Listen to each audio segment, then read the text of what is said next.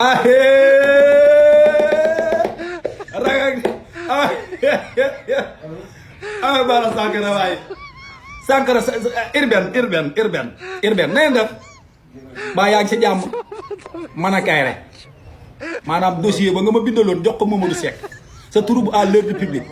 arrestation de malfaiteur département ak lan palais am na lu ma bindaloon ma ni devant la route de Palais manifestation sans autorisation devant la route de Palais Bara Sankara billahi wallahi taalahi man ku ma laal balaa at mi delsi da nga ko gis ana sa copain Mamadou Seck sànni moo ko Tamba dama laa laaj ana Mamadou Seck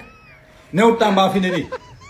léegi nag yow moom man bugguma sax nga yem si wàcc Bara Sankara bu dëgg ne xëy yàlla rek bugguma nga yem si wàcc